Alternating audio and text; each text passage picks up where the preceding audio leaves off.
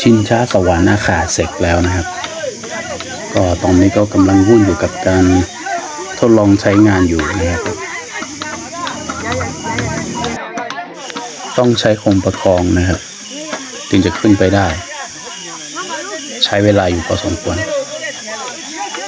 ปีนี้ทำอยู่6ที่นั่งนะครับนั่งได้6คน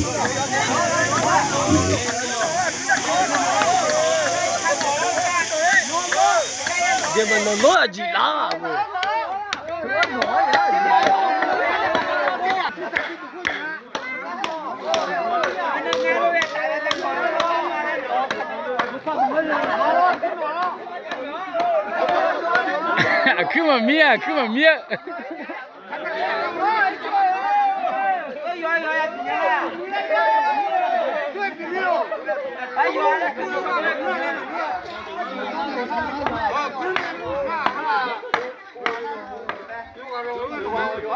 我就要通个气，我就让个气。